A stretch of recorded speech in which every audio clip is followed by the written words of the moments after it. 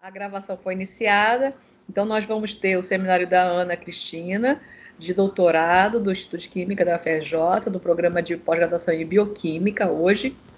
E vamos depois disponibilizar o vídeo também no canal do YouTube, se você assim permitir, tá ok?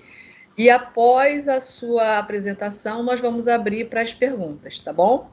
Tá bom. Vocês estão me ouvindo direitinho? Posso falar assim? Não sei se eu tenho que falar mais perto do microfone.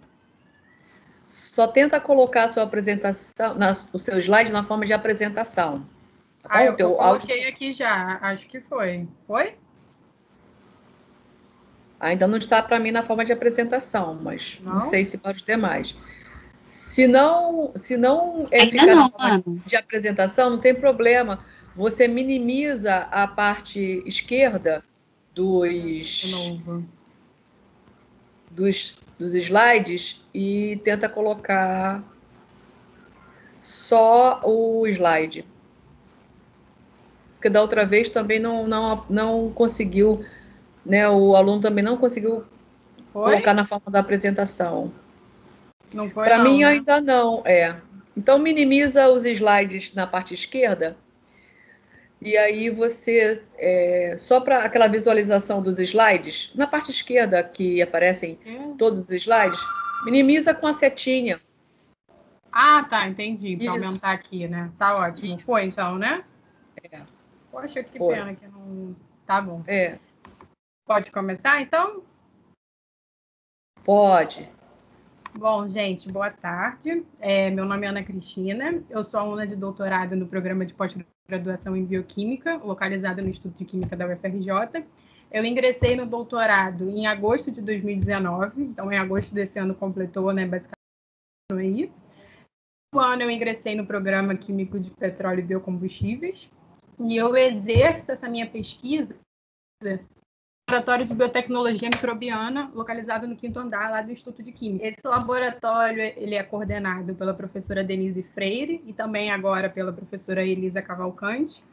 E eu sou orientada pelas duas, né, incluindo também a doutora Érica Aguieiras. Então, a Elisa, na verdade, ela deu uma palestra, né, falando a respeito um pouco dessa linha de produção de biolubrificantes.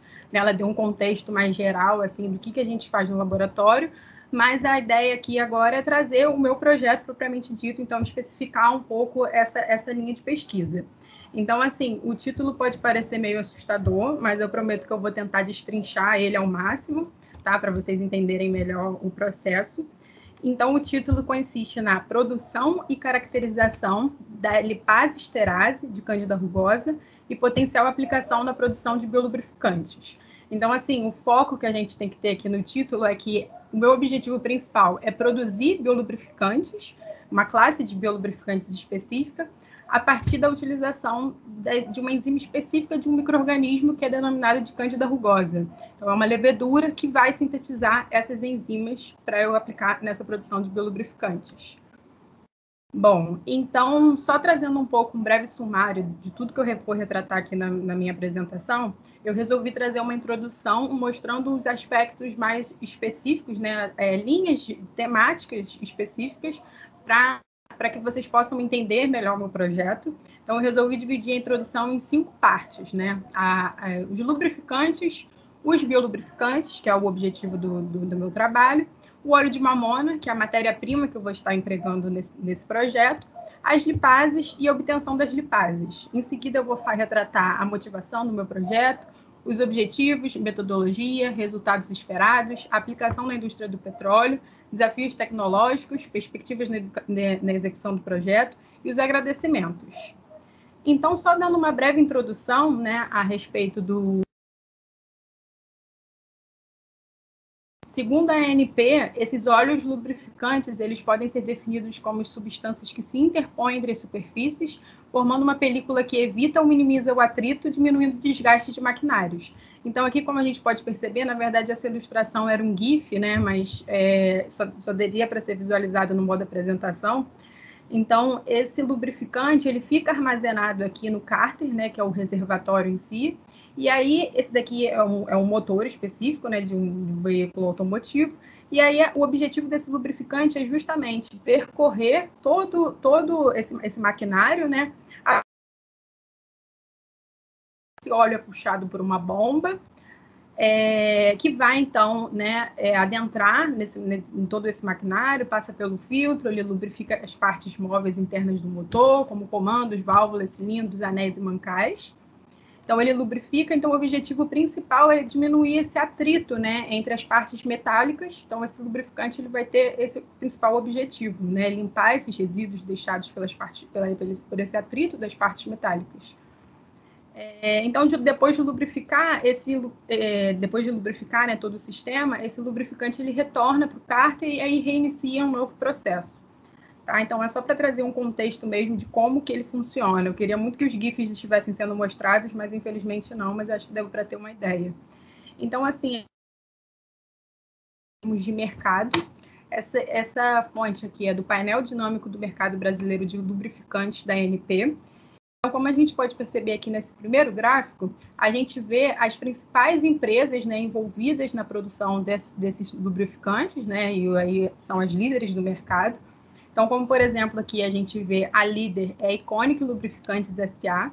Ela, na verdade, eu descobri isso, né, agora, foi uma fusão entre duas empresas, que é a Chevron e a Ipiranga. Então, elas se fundiram em 2018 para estabelecer essa linha específica de produção desses lubrificantes. Também temos a Cosan, né, que aqui em segundo lugar, né, ela tem um domínio de 16,26% desse mercado. E a Petrobras, né, que são os famosos lubrificantes do tipo Lubrax, né, são muito comercializados. E quando a gente vê, né, aqui também são dados recentes, de agosto de 2020, a gente vê essa produção em termos de vendas por mercado, destino e região. E aí a gente consegue observar que o líder de vendas é justamente a região sudeste, né? Quando a gente está vendo aqui com 45% e um volume de aproximadamente 53 mil metros cúbicos de lubrificantes produzidos. Então, esse fato ele pode estar intimamente associado ao fato de que a região sudeste ela é mais populosa, né? Concentra-se as maiores metrópoles, né? Como São Paulo, Rio de Janeiro e Belo Horizonte. Então, dessa forma, você tem um maior consumo, né, de carros e indústria. Então, toda essa demanda ela vai necessitar da utilização desses produtos. E aí, os lubrificantes, eles são provenientes, né, a definição principal, eles são óleos básicos, eles podem apresentar tanto origem mineral, sintética ou vegetal. Quando a gente está pensando na origem sintética, ele vai ser composto principalmente por um óleo sintético em si, né, em que são inseridos aditivos para impedir essa oxidação, né, enfim, são adicionados alguns aditivos. Esses lubrificantes de origem sintética, eles são muito empregados também. E também pode ser proveniente de origem vegetal, que aí a gente está retratando mais especificamente óleos vegetais, né, em geral. E quando de origem mineral, eles são obtidos principalmente na etapa de... Principalmente não, eles são obtidos na etapa de destilação atmosférica. Então, na verdade, aqui eu estou fazendo uma referência principalmente à linha à disciplina de petróleo e meio ambiente, né? Em que a gente viu que, a partir da etapa de refino do petróleo, a gente tem essa produção desse petróleo, o armazenamento. Esse petróleo ele vai ser enviado para a fornalha, né, onde vai ocorrer a volatilização, e aí esses compostos voláteis eles vão ser encaminhados para a etapa de destilação atmosférica, né, torres de destilação atmosférica, que vão condensar essas moléculas com base em diferentes temperaturas ali empregadas. Então, a gente tem aqui a utilização, né, a geração de resíduos como parafina, asfalto, do óleo lubrificante ali no segundo ponto, onde a gente tem moléculas de entre 26 a 38 carbonos, o óleo combustível, querosene, gasolina e o gás. Então, só que tem a principal problemática aqui envolvida no processo, é porque esses óleos lubrificantes, eles são muitas das vezes descartados no meio ambiente, né, de forma errada e ilegal. Então, dessa forma, você tem essa principal problemática envolvida ali no processo. Então, como alternativa, a gente cita a utilização, né, dos biolubrificantes. Então, esses biolubrificantes, uma das principais diferenças entre as moléculas lubrificantes derivadas de fontes minerais, né, a gente tem que ele vai ser derivado principalmente de óleos vegetais e ele vai ser também biodegradável. Então, essa é a característica principal, né? A diferença principal é o fato dele ser uma molécula biodegradável. E quando a gente pensa, né, nos tipos de óleos vegetais que podem ser utilizados nessa produção de biolubrificantes, a gente vê que a maior parte dos óleos, eles competem, né, com a sua utilização na alimentação. Então, para você estar empregando para a produção de biolubrificantes, você tem aquele embate, né, aquela competição entre alimentação e geração dessas moléculas. Então, aqui, por exemplo, eu cito o óleo de palma, o óleo de soja e o óleo de milho, são muito utilizados na alimentação. E como alternativa, a gente tem, então, o óleo de mamona, especificamente. O óleo de mamona, ele não apresenta valor nutritivo, então ele pode ser uma matéria-prima promissora, né, para a síntese dessas moléculas. Então, mais especificamente, falando um pouco a respeito do óleo de mamona, que vai ser o óleo que eu vou empregar no meu projeto, a gente tem que o óleo de mamona é composto de 90% de ácido ricinoleico. Então, esse ácido ricinoleico, ele tem características muito promissoras para a produção de moléculas biolubrificantes. Então, como, por exemplo, a alta massa molar, elevada viscosidade, elevada miscibilidade em álcool, baixos pontos de fusão e baixos pontos de solidificação. Então, isso é bastante interessante quando a gente está pensando na produção, né, de biolubrificantes. E como que a gente faz, então, essa produção desses tipos de biolubrificantes? A gente faz através de um processo de esterificação entre essas moléculas de ácido ricinoleico presentes no óleo de mamona. Então, aqui, como a gente pode perceber, né, nessa reação, esse ácido ricinoleico, ele contém, né, o carbono 12, ele tem uma hidroxila, né, e essa hidroxila, ela vai sofrer um processo de esterificação com esse grupo carbonila aqui presente na ponta de um outro ácido ricinoleico. Então, com isso, você tem a produção de biolubrificantes do tipo estolídeos. Se a gente for fazer um comparativo, né, na verdade, é como se fosse um processo de polimerização. Então, essas moléculas elas estão formando espécies de subunidades, né? Então, aqui, por exemplo, a gente tem 3 moléculas de ácido ricinoleico que estão interligadas. Então, isso vai fazer com que ocorra, né, essas características dessa reação, dessa molécula específica produzida, vai garantir, né, fazer com que ela possa ser utilizada como moléculas biolubrificantes. Só que aqui a gente tem uma outra problemática, que no processo convencional de produção dessas moléculas, a gente utiliza catalisadores ácidos, como principalmente ácido sulfúrico e ácido perclórico. Então, na verdade, isso, do ponto de vista ambiental, né, é bem problemático, porque, além disso, a gente emprega altas temperaturas, altas pressões no processo. Então, do ponto de vista ambiental, né, teria que ser levado em conta toda essa questão. E aí, como alternativa, a gente cita, então, a utilização das lipases, que também vão ser utilizadas no meu projeto. Então, a vantagem de utilizar essas lipases é que essas lipases são enzimas, que elas são extremamente mais específicas, né, em determinados tipos de reações. Então, essas lipases, elas conseguem catalisar reações de hidrólise e esterificação, reações de transesterificação, como acidólise, alcoólise, troca de éster, aminólise. Então, é uma série de reações que, se a gente for parar para pensar, ela também é bastante promissora para a produção dessas moléculas. E, devido ao fato que elas são específicas, né, para a produção de biolubrificantes em si, menos subproduto é gerado, porque elas são mais específicas, então elas vão estar atuando ali e vão estar produzindo o nosso produto. Além do fato que a temperatura e pressão empregada no processo ela é extremamente mais reduzida. Então, você não utiliza temperaturas muito elevadas como no processo convencional, né, de catálise química. Então, as temperaturas em 30 graus, a enzima ela vai atuar muito bem. E no processo convencional, então, a gente utiliza temperaturas de 200 graus Celsius. Então, as vantagens de se utilizar as lipases é justamente essa. Como que a gente obtém essas lipases, né? Na verdade, o meu objeto de estudo é obter essas lipases a partir de um processo que é chamado de fermentação submersa. Então, o que é a fermentação submersa? O micro-organismo produtor de enzimas, ele vai se desenvolver no interior de um meio de cultivo que vai ser geralmente agitado. Infelizmente, também não vou conseguir reproduzir o vídeo. Aqui, na verdade, o micro-organismo está crescendo nesse meio de cultivo. O micro-organismo está crescendo nesse meio de cultivo. Aqui, eu acho, não travou. Voltou. O micro-organismo, eu acho que eu vou conseguir. O micro-organismo, ele cresce nesse meio de cultivo, esse meio de cultivo é rico em componentes, em nutrientes para o seu desenvolvimento e síntese de enzimas. Óleo como ácido graxo que vão estimular essa produção dessas enzimas. Foi. Então, ele fica agitando em shaker ali, num Erlen, né, em shaker. Então, o micro-organismo está inoculado aqui, está consumindo os nutrientes para o seu crescimento e está também absorvendo esses nutrientes para a síntese dessas enzimas, sintetizando essas enzimas, né? Como a gente pode perceber aqui, esse Erlen, né, essa etapa aqui de crescimento, ela está um meio extremamente límpido, né? E quando a gente vê aqui, após o crescimento do micro-organismo, a gente vê que fica turvo, né? Que significando então que o micro-organismo cresceu, mas não necessariamente sintetizou as enzimas, porque essas enzimas só serão produzidas se a gente der alguma fonte para o micro-organismo sintetizar essas enzimas para consumo.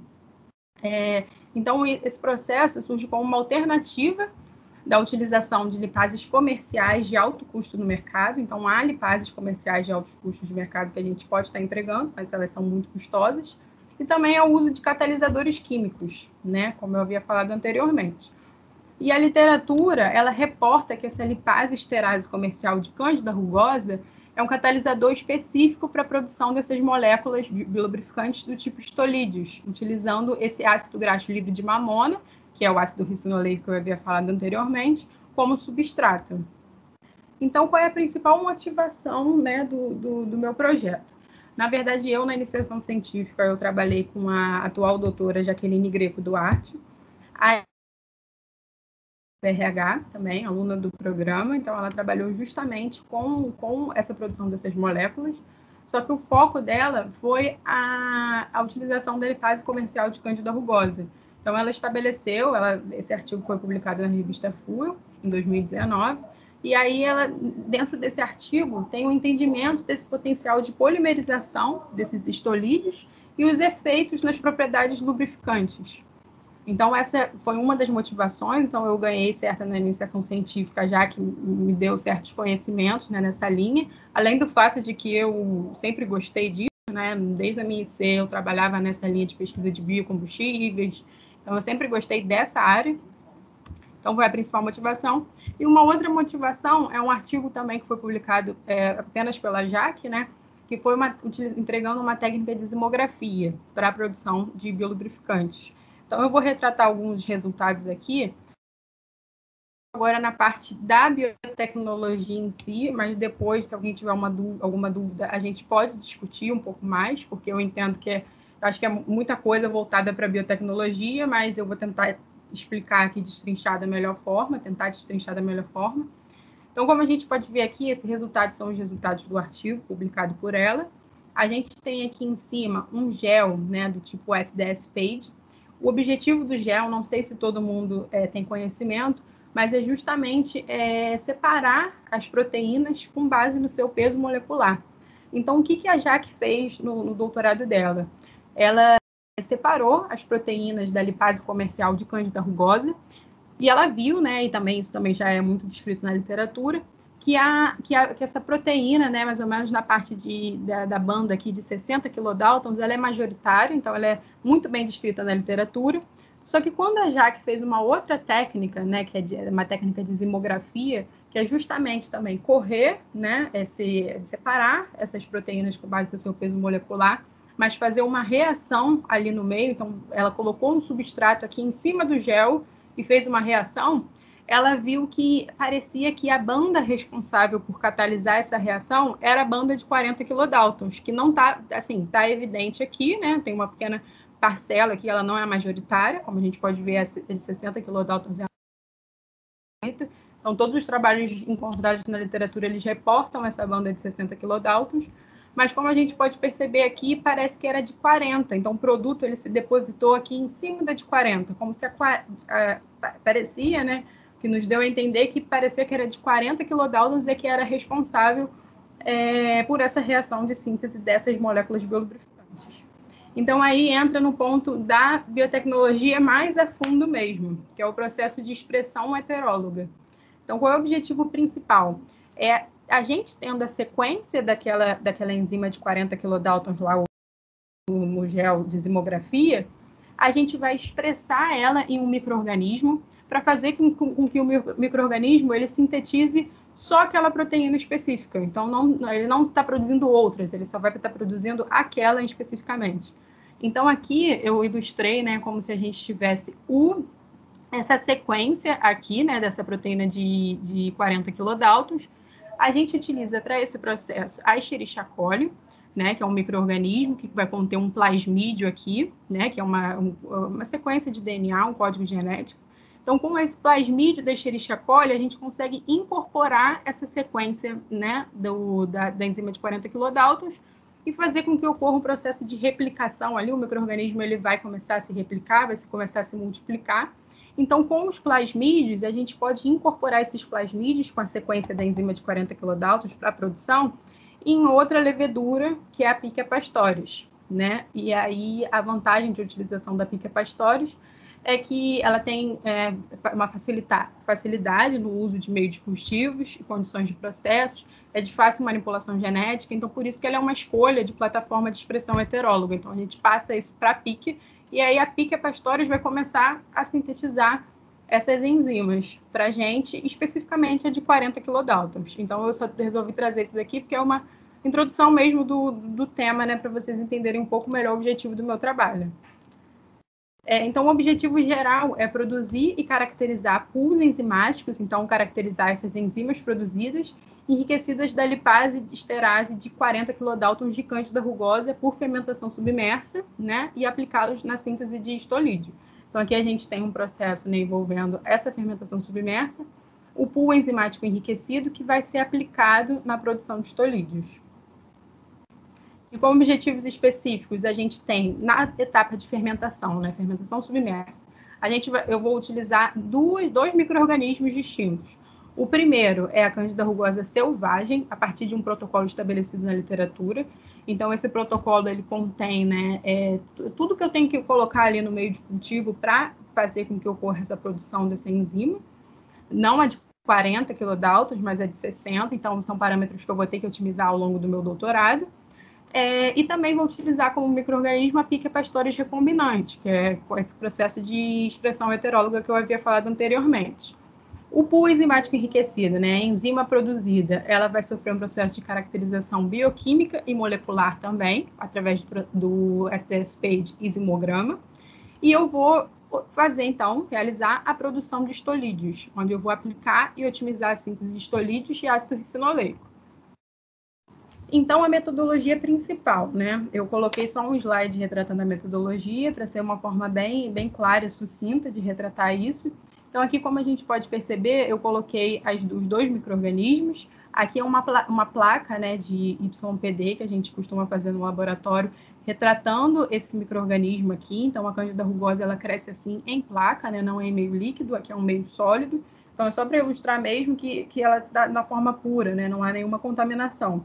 Então, a gente vai utilizar essa cepa selvagem de Cândida rugosa, a cepa de Pichia pastoris modificada, com esse gene sintético, vai fazer a produção de lipases por fermentação submersa, e através disso a gente tem a questão da mamona, que eu havia falado no início da apresentação, em que a mamona vai sofrer um processo de hidrólise do óleo de mamona. O óleo, na verdade, é um triglicerídeo, então a gente tem que fazer essa hidrólise, né, gerando esse ácido graxo livre de mamona, que vai ser o substrato para essa reação.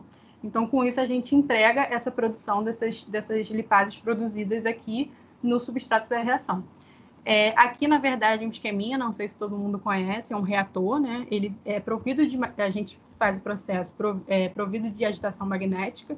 Então, ele está aqui acoplado a um banho termostático. Então, a gente mantém aqui a temperatura circulando no reator. Então, essa temperatura ela é constante ao longo da reação inteira, com o substrato, com a enzima. Então, ela fica ali, né, agitando e aí convertendo, fazendo nossa conversão. E com isso, a gente retira alíquotas desse meio reacional e faz análises tanto de cromatografia gasosa, para detectar essa conversão, né, de ácido ricinoleico em histolídeos, e também de titulação automática, né? A gente usa o titulador automático. E quais são, então, os resultados esperados? Na verdade, aqui eu trouxe os resultados da Jaqueline, né, obtidos naquele artigo que eu havia falado anteriormente lá no início. Então, o que a Jaque viu e o que eu espero, né, obter no final, né, do meu doutorado. A Jaque viu que aqui a gente tem a reação, ela fez uma reação específica, obteve uma conversão elevada de aproximadamente 100%. Então, que ela viu o seguinte, esse Stolid number é o grau de polimerização ali da de estolídeo. Então, aqui, como a gente pode perceber, em 8 horas de reação, esse número de estolídeo é aproximadamente 1. Então, isso mostra que você ainda tem, né, muitos monômeros, ou seja, muitos ácidos graxos livres ali no sistema. E quando a gente olha nessa figura B, o grau de polimerização, aqui em 2, 4, 6, né, a quantidade de monômeros, por exemplo, ela vai decaindo para formar esses outros polímeros de dímeros, trímeros, tetrâmeros, de estolídeos, que é aquela questão que eu havia falado no início, né? Que você tem esse processo de polimerização dessas moléculas. Então, aqui, em 20 horas, a gente tem uma grande formação de pentâmeros, ou seja, 5 subunidades, né, de ácido ricinoleico ali conectadas. Então, o objetivo da Jaque foi avaliar esse potencial em relação à quantidade de formação desses monômeros, dímeros, trímeros, tetrâmeros e pentâmeros, em relação à caracterização do biolubrificante produzido. Então, aqui ela pegou pontos entre 6 horas, 14 horas e 20 horas, que são pontos com esse EN, né, esse Stolid number, né, variados entre 0,7, então ela pegou aqui, né, no inicinho, pegou no 5,5 aqui no meio e no final, e aí ela foi vendo que essa característica, né, essa caracterização dessas moléculas biolubrificantes, elas variavam com base nesse grau de polimerização dessas moléculas. E um ponto interessante, né, que foi bastante discutido, foi esse número, essa acidez aqui. Já que ela observou que, com base na acidez, ela viu que essa acidez ela reduziu, né, com base de 6 horas para 20 horas, ela reduziu bastante, mas esse valor ainda é um valor elevado quando a gente está pensando na caracterização em si da molécula biolubrificante para ser empregada. Então, isso tem que ser muito bem ajustado, né, porque não é ideal que esse biolubrificante tenha uma acidez tão elevada assim. Então, esse é o principal também desafio de todo esse projeto, então é avaliar essas questões, mas, em geral, ela conseguiu uma obtenção de um biolubrificante com boas características, né, principalmente aqui em relação ao ponto de fluidez, que quanto menor o ponto de fluidez, melhor para a molécula, então ela conseguiu boa.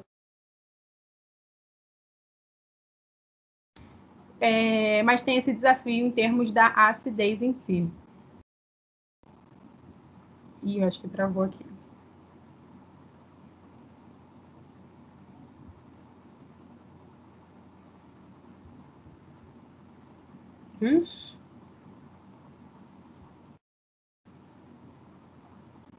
Vixe, travou. Continua falando que, de repente, é a internet, não sei. Deixa eu ver. Acho que foi. E aí, com relação... Foi. Aí, com relação agora à aplicação na indústria do petróleo, gás e biocombustíveis. A gente tem uma resolução, né, desde 2005, que é a resolução do CONAMA. Então, ela afirma que esse resíduo lubrificante ele deve ser submetido ao processo industrial de refino. Então, quando você tem um lubrificante de origem mineral, ele deve sofrer essa etapa de refino, né? Então, assim, no mundo ideal, a gente tem esse óleo lubrificante sendo produzido, né? Ele vai ser usado e a partir do ciclo, né, ideal, no mundo ideal, a gente tem essa coleta, o refino, a produção desse óleo básico, o óleo lubrificante reformulado e assim segue o ciclo. Só que apenas cerca de 40% desse óleo lubrificante utilizado, ele sofre esse processo de refino. Então, nós ainda temos, né, por esse dado aqui da CONAMA, a gente ainda tem de 2017, que foi o dado mais atual que eu encontrei, 60% ainda desse óleo lubrificante usado, ele sofre esse processo de coleta ilegal.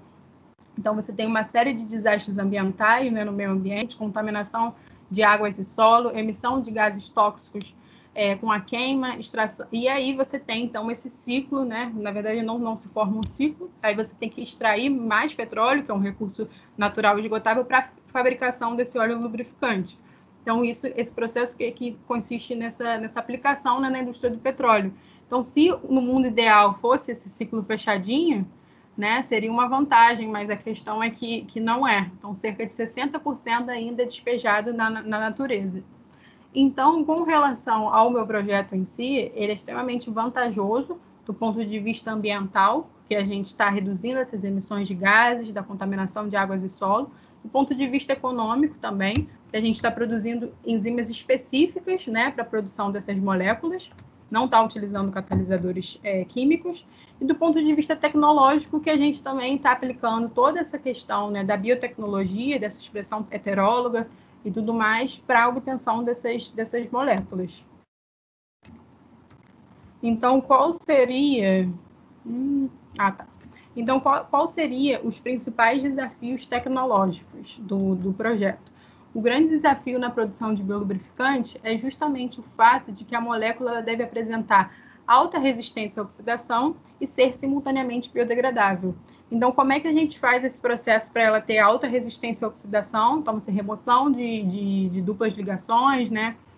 Impedimentos estéricos ali na molécula, e ser também simultaneamente biodegradável. Então, isso daí é um impasse, porque se a gente está impedindo que ela seja oxidada em si, né, é muito difícil para os micro-organismos acessarem aquele material, né, aquele substrato ali, e consumirem. Então, tem esse... um outro desafio tecnológico é essa acidez dos estolídeos provenientes do ácido graxo livre de mamona, que deve ser resolvida a partir da esterificação com alguns álcools, e dá uma qualidade, que deve ser resolvida com a esterificação de alguns álcools, e outras questões como a produção de biolubrificantes a partir de ácido graxo livre de mamona seria viável industrialmente? Será que é vantajoso, né, utilizar essa matéria-prima como óleo de mamona industrialmente? Então, tudo teria que ser feito uma análise de custo, né, em termos de análise econômica, enfim, e juntamente também com essa utilização de enzimas próprias no processo industrial. Será que seria economicamente viável também essa produção? Então, alguns desafios ainda surgem, a gente está pensando muito na escala, mas a ideia é que a gente utilize essas enzimas, utilize esses processos numa escala mais macro, né? Mas algumas considerações ainda têm que ser levadas em conta. E aí, com relação às perspectivas na execução do projeto, eu coloquei, na verdade, um cronograma mesmo, retratando tudo que eu pretendo fazer até o final do meu doutorado. Nesse primeiro ano, na verdade, com a pandemia, eu, na verdade, aprendi muita coisa nesse primeiro semestre que eu estava no laboratório, né? No tempo que deu para estar no laboratório. Eu aprendi muitas práticas, né, nesse aspecto de fermentação submersa que eu não sabia ainda, não tinha esse conhecimento. Eu trabalhava com outra linha de pesquisa no mestrado e na IC, não aprendi muito, mas assim, eu já peguei o jeito das coisas.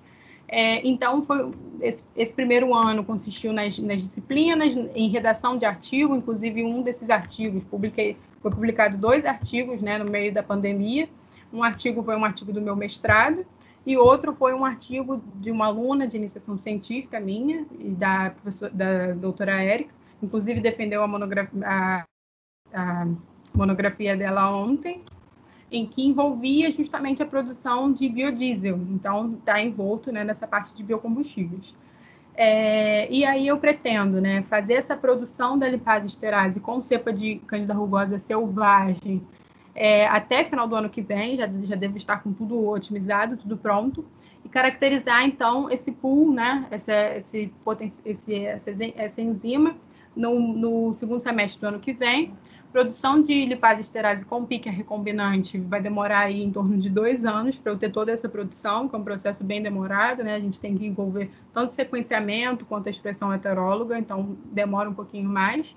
Caracterização desse pool também lá para o final de 2022.2, e aplicação e otimização, né, na síntese especificamente de estolídeos também vai ser realizada. Então é isso, eu agradeço a todos do Laboratório de Biotecnologia Microbiana, né, pela parceria, um grupo muito bom de trabalhar. ao programa de pós-graduação em Bioquímica, no Instituto de Química, lá da UFRJ, as parcerias, né, as colaborações que a gente vai realizar ao longo desse processo. É o Laboratório de Química de Proteínas, que vai auxiliar, né, o nosso trabalho a fazer o sequenciamento dessa enzima, ao LAMP, que a gente vai fazer em parceria esse processo de expressão heteróloga. Agradeço também ao Programa Químico de Petróleo e Biocombustíveis pela oportunidade de ser aluna, né, e poder contribuir um pouquinho mais. As minhas orientadoras, a professora Denise, a professora Elisa e a Érica, e a professora Jussara, né, também por toda a atenção e disponibilidade com a gente aqui na disciplina. Acho que é isso. Obrigada, Ana. Eu acho que você fez um plus em relação à Elisa muito interessante, porque você começou justamente dos conceitos básicos e foi para a aplicação. Uhum. Então, isso para os alunos é muito bom, muito bom. Então, tá de parabéns. Vou abrir as perguntas, depois eu faço minhas considerações, mas vou deixar o pessoal primeiro perguntar, né? Porque é um tema na área de biotecnologia que tem aplicação comercial, tem aplicação no contexto brasileiro e por isso tem a sua importância, né? A Michelle já está te dando os parabéns aqui e já está criando um grupo aí de fãs, hein? E aí eu abro o tempinho aí para as perguntas, pessoal. Boa tarde, ótima apresentação. Realmente foi um ótimo acréscimo para a apresentação da Elisa. Você comentou sobre desafios na questão da produção macro e também comentou sobre as colaborações que vocês já estão fazendo e estão planejando aumentar. Tanto que a Elisa comentou sobre o uso dos biolubrificantes por algumas áreas da UFRJ. Vocês já pensaram em criar um projeto que possa aumentar a produção dele para ser usado em diversos laboratórios, principalmente nas áreas que utilizam motores e tudo mais da UFRJ? Tem algum tipo de projeto ou planejamento para isso? Então, em escala macro, ainda não, porque, infelizmente, a gente precisa de financiamento, né? E é uma coisa que está muito complicada hoje em dia. A gente, na verdade, era para sair um projeto voltado também para essa produção de biolubrificantes, mas, infelizmente, não saiu. Então, está muito complicado nesse sentido, porque a gente precisa de verba, né? E aí, no momento, a gente não tem. Então, para pensar em algo assim maior, não foi pensado e idealizado ainda, mas a intenção é fazer isso, né? Mais perguntas, pessoal? Escala maior, Dylan, a professora Denise Freire tem uma planta piloto lá no Polo, que é muito boa, inclusive. Sim, Se a gente conseguir depois uma visita escalonada, né, com toda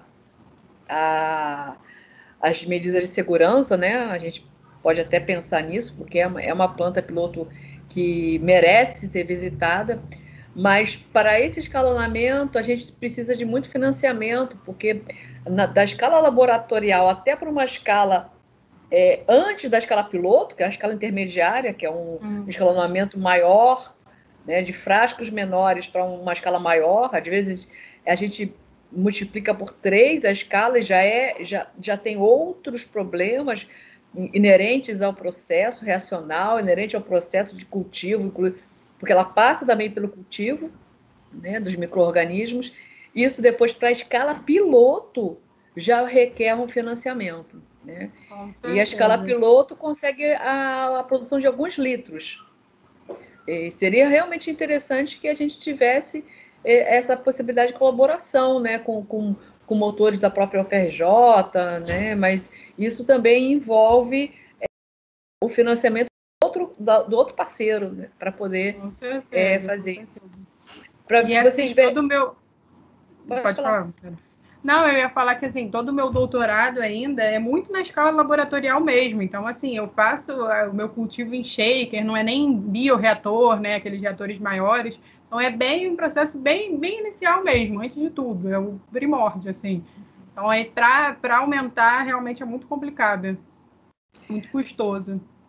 Só para dar um exemplo como essas parcerias podem ser feitas e depois elas foram desativadas, aqui no grupo não tem nenhum aluno, mas eu já visitei com os alunos da disciplina de técnica de caracterização a unidade de biodiesel lá da COP, né, que fica ao lado do bioetanol, do prédio do bioetanol da professora Elba. E ali tem um reator enorme de biodiesel, e eles forneciam esse biodiesel, forneceram durante muito tempo esse biodiesel para fazer a alimentação dos geradores de luz da Ponte do Saber. Então, a Ponte do Saber tinha um gerador de diesel, sim, mas de biodiesel, que era melhor. E era alimentado por este laboratório, que é bem próximo, né, da COP, do IVIG, e era muito legal isso, que a gente tinha, então, um fornecimento de luz a partir de um gerador 100% biodiesel, porque o biodiesel não serve apenas para os motores, ele também pode ser utilizado em geradores. E esses geradores de eletricidade são muito interessantes à base do biodiesel, que eles podem ter a função local, né? Então, o biodiesel pode ser transportado para lugares que não têm acesso à luz e fornecer luz para aquela comunidade. Isso foi feito na Ponte do Saber. E, infelizmente, eu acho que isso depois foi desativado, mas era muito interessante, era uma colaboração bem legal. Só para dar um exemplo. Queridos, mais perguntas, dúvidas, curiosidades? A Michelle Eu gostaria de pedir se ela pode enviar o material, porque teve uma certa dificuldade em ler o conteúdo através da apresentação. Posso. Pode colocar no material de aula. Ponho. Uma pena, não entendi por quê. Eu não sei se o resto do pessoal dos palestrantes apresentaram nesse formato de PowerPoint. Apresentaram. Sim, foge a minha compreensão do por que isso acontece, realmente. Eu não consigo entender. A Michelle tem uma pergunta para você, ó. Tô falando aí, Michelle. Ana, em relação à reciclagem das embalagens, quais seriam as contribuições ambientais do uso de biolubrificantes ao invés dos lubrificantes de origem fóssil? Então, eu acho que entra toda essa questão que eu havia retratado, né? O fato dos biolubrificantes serem biodegradáveis. Então, o objetivo principal da utilização de biolubrificantes é essa questão, né? Dos próprios micro-organismos ali presentes no ambiente degradarem esse material. Então, é um processo natural que ocorreria. Já com lubrificantes de origem fóssil, esse processo não ocorre. Então, né, essa mesma comparação.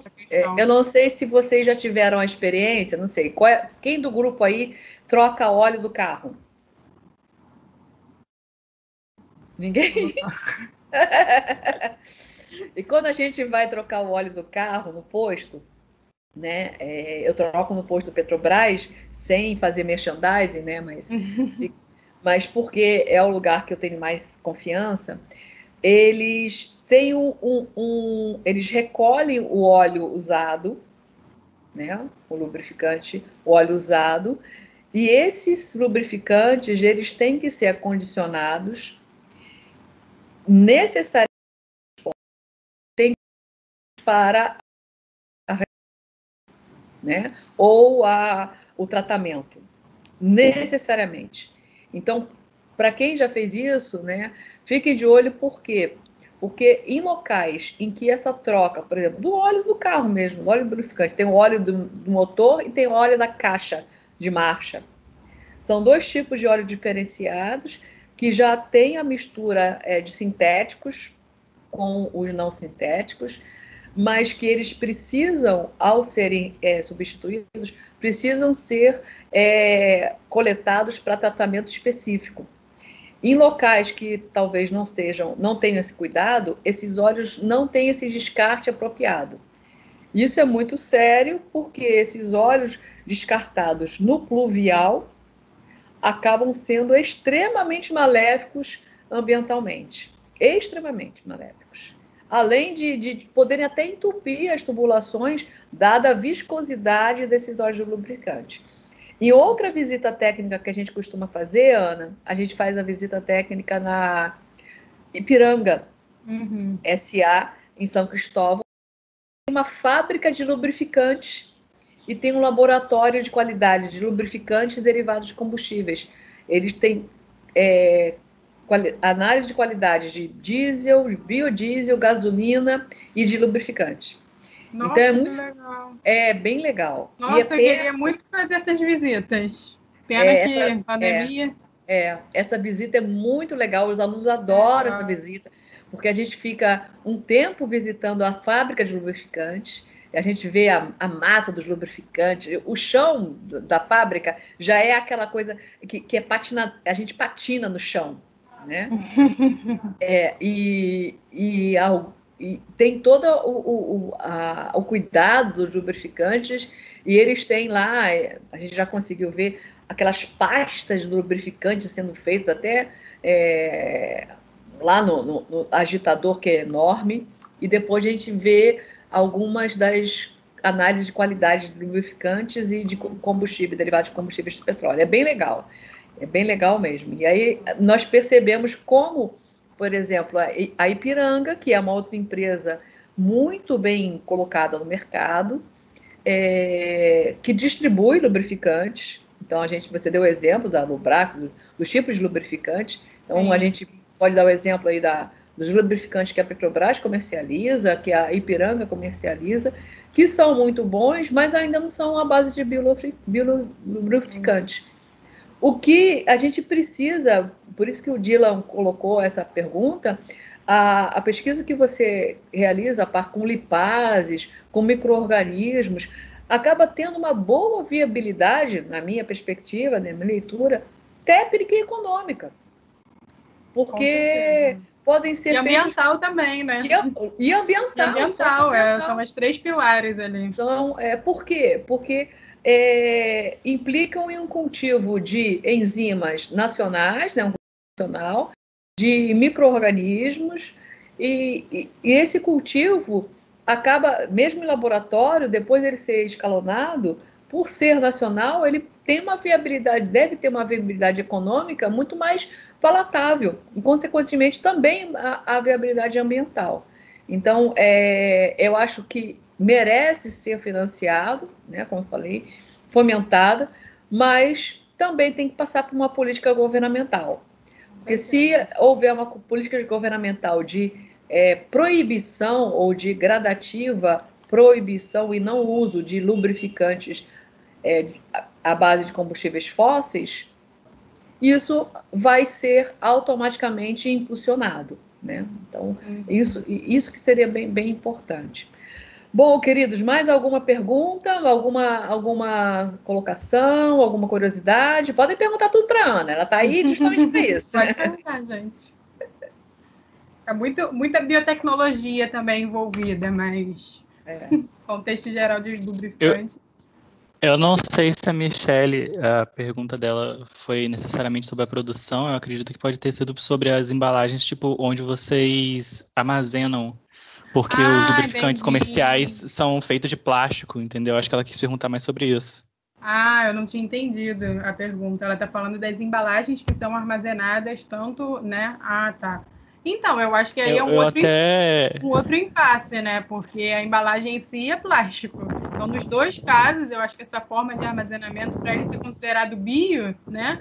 As embalagens também deveriam ser levadas em conta, né? Esse material produzido, para fazer todo esse processo ambiental, né? Puxado para o lado ambiental. Eu acho que eu já conheci um projeto, eu não lembro exatamente de onde, eu posso procurar depois, em que era feita a produção de sabão reciclado com coleta de óleo e que eles usavam embalagens também biodegradáveis, mas o material era bem específico. Eu acho que se quiserem dar uma olhada, não sei se seria utilizável nesse caso, mas é interessante saber melhor sobre as questões também. Não, com certeza. A embalagem pode ser, né? Há uma série de pesquisas, né, nessa linha de biodegradáveis também, mas isso também deveria ser levado em conta, né? Produção de biolubrificantes e embalagens também biodegradáveis. E poderiam ser 2 pontos, né? Um ponto seria a reutilização de embalagens para lubrificantes, para uso posterior de lubrificantes, elas poderiam ser reutilizadas, no primeiro plano, e depois o uso de bioplásticos, né? Sim, sim. É bem interessante. Mais alguma pergunta, queridos? Observem que a gente teve mesmo feita ao longo, a gente teve a preocupação de manter alguns seminários formativos e informativos. Então, nós tivemos seminários na área de petróleo, tivemos vídeos complementares justamente para vocês terem um pouco da informação sobre o processamento de petróleo, os tipos de plataformas, a questão do gás natural. E tivemos seminários de pesquisadores, de gente de empresa. Então, isso acabamos tendo várias formas de participação.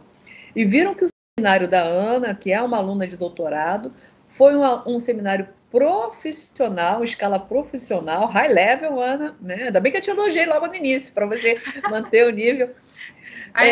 O meu computador não estava cooperando muito, travava, eu ficava nervosa, mas não acho que deu para falar tudo que eu queria. Não tem problema.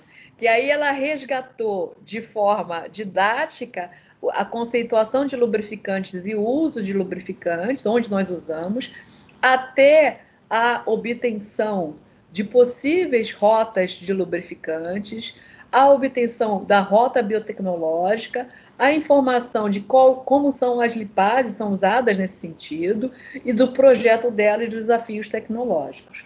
Só acrescentaria que nos desafios tecnológicos você pudesse até incorporar a questão que o Dylan colocou, né? O desafio tecnológico de ter financiamento, escala, né? Ter financiamento para ampliação de escala.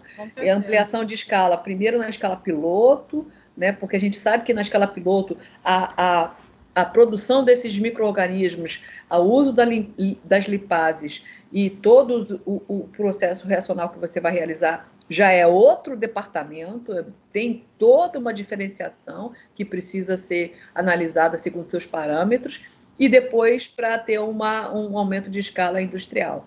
Então, eu colocaria isso como um desafio também tecnológico, que é importante. Então, a gente acabou tendo seminários na área de incrustações, na área de petróleo, na área de combustíveis, na área biotecnológica, e vamos ter os 3 últimos seminários dos nossos queridos alunos de mestrado, falando dos projetos dele, né? Então, eu estou muito satisfeita com os seminários de vocês, dos palestrantes, e depois, então, a gente se encontra no dia 13.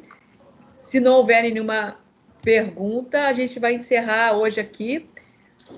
Com licença, né? Eu só queria acrescentar que eu acho que é possível que, como o projeto ainda está no começo, na questão do doutorado dela, no futuro, com a melhor caracterização do projeto, ela pode acrescentar na questão do macro, porque realmente ainda falta caracterização, falta um refinamento no processo. Uhum. Exatamente, então, acredito que ela pode incluir no cronograma dela nessa questão do macro. A ideia final, eu não sei se daria tempo de fazer essa questão macro no meu projeto, mas assim, a ideia final é chegar num biolubrificante com uma caracterização já bem definida, né? E aí uma potencial aplicação, mas no macro em si, talvez eu não consiga realizar no doutorado, mas é uma perspectiva, com certeza. Uhum. Então, sim, uma outra coisa que eu gostaria de falar para vocês é que atualizem as fichas de avaliação de seminários, por favor, para a gente poder ter um fecho desse ciclo, porque dia 13 vai ser o nosso último encontro, e eu preciso ter essa análise toda até o dia 16, mesmo que não lancem, e também avisar para os alunos que vocês precisam se inscrever na pós-graduação e na graduação, na disciplina no período que vem, não é semestre, no período que vem, para contabilizar como crédito. Não se esqueçam disso, tá bom? Para os alunos que não conseguiram participar da disciplina, mas se inscreveram, eu não vou poder computar a participação deles neste período, então eles devem se inscrever no período que vem e no outro sequencial também, tá ok? Eu acho que ficou esclarecido, não? Sim. Então, queridos, boa sexta-feira, bom final de semana. Ana, você está de parabéns, a tua apresentação foi muito boa. Não deu para perceber. Obrigada, professora. Eu me enrolei um pouco por conta do que meu computador vai ter que formatar. Eu estava nervosa com essa questão porque travava, enfim. Mas não deu para perceber você nervosa, isso é importante. Vocês podem ficar nervosos internamente, mas se não transparecer isso, está ótimo, né? Então, você foi muito tranquila na sua apresentação, foi muito sequenciada e fez a apresentação em 40 minutos também. Então, obedeceu o tempo, didática, sequenciamento, tá de parabéns, tá bom? Obrigada. Então, bom final de semana, boa sexta-feira, vou parar a gravação.